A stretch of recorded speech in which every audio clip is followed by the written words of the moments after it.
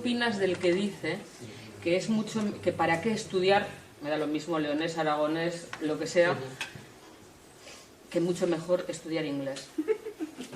Sí. Bueno, vamos, que quiero decir, a mí me parece que se puede estudiar todo, no es excluyente, pero ¿qué opinas del que dice eso? ¿Cuándo mueren las lenguas? Pues cuando sus propios hablantes no las valoran. ¿Qué pasa con el inglés? Pues el inglés es una lengua que no es que se nos imponga, es que nos la estamos imponiendo nosotros a nosotros mismos, lo cual ya es el colmo. ¿Por qué? Porque estamos convencidos de que el inglés es el origen de todos los bienes de la humanidad.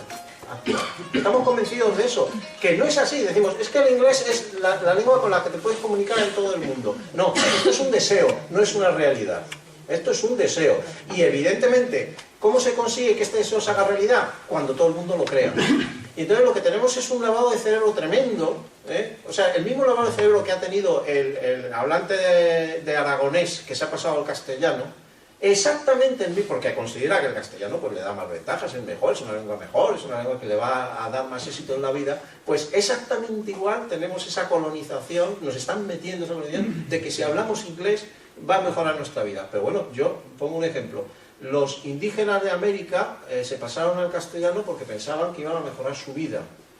Gracias al castellano iban a prosperar. Ahí los tenemos muriéndose de hambre. Ahora están pensando que tienen que aprender inglés porque consideran que si aprenden inglés van a mejorar y van a poder ascender. Y es mentira. Es falso, ¿no? Entonces, bueno, por supuesto, aprender lenguas es fantástico y maravilloso.